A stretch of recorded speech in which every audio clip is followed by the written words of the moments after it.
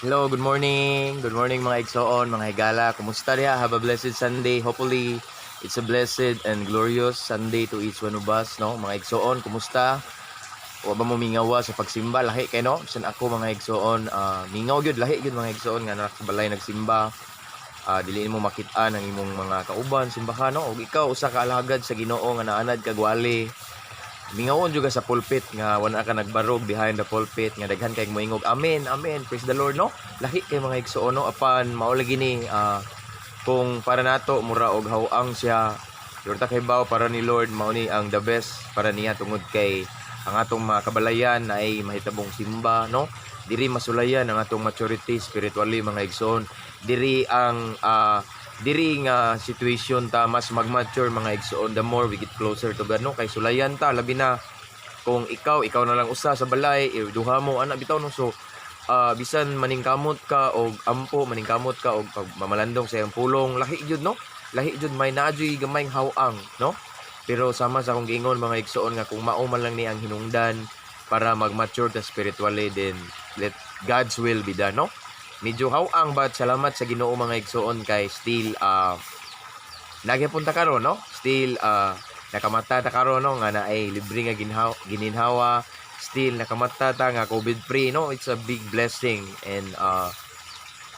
usa ni siya kadakong grasya gikan sa Ginoo mga igsoon nga naata karon, wala tay mga giantos nga balatian, no so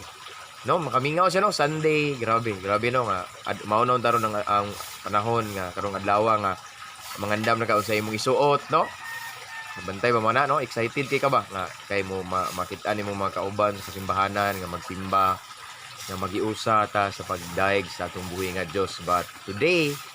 kay dili pa man pwede mga igsoon, temporary close pa man ang atong ang church building balay lampanan, so sa balay lang ta, no still padayon ta pag-worship ni Lord, padayon ta pagsimba sa Ginoo, pamalandong siyang pulong, still dili ta mabuhi sa Ginoo mga igsoon, amen padayon gyapon ta, padayon to, so dili na to itugot mga igsoon nga sama sa akong gi-post mga igsoon sa akong page mga igsoon Kristohanong mabungahon, dili na to itugot mga igsoon nga kaning gitawag og pandemic ang atong relasyon sa Ginoo kita magpanik, but atong tugutan nga tungod ani mas grabe pa ta nga mas moabtik, amen, no pag mga lagad, so dili ni mahimong distraction na to, but it serves as mura bitaw og kana bitawng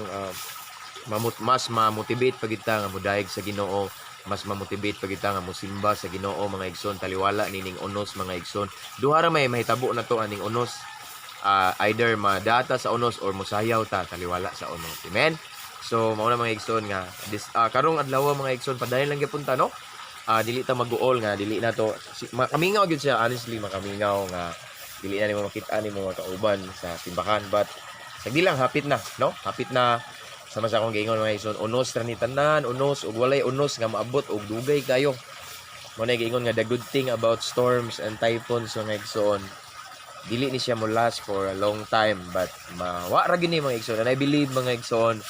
sama sa nahitabo ni Noah mga igsoon nga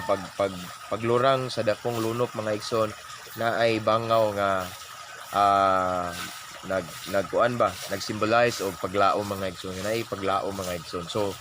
nay hope mga igsoon, sa in every hopeless situation there's a hope ni Lord, amen, no so padayon ta mga igsoon,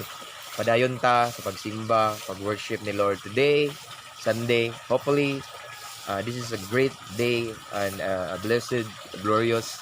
fruitful Sunday to each one of us, no? So let's continue to worship God, to serve God in the midst of this crisis mga igsoon. Ato ipakita nga love gyapon nato si Lord. Ato ipakita nga dili mo mulurang, dili mo gitawag og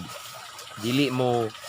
magdry ang atong relasyon sa Ginoo, but magpadayon ta on fire with the Lord mga igsoon, no? Atong sabayan ang kainit sa panahon, sa kainit sa atong relasyon sa Ginoo, no? So say hi to my boys. Ako na nang gilawgan. So mga igsoon, God bless. To God be the glory.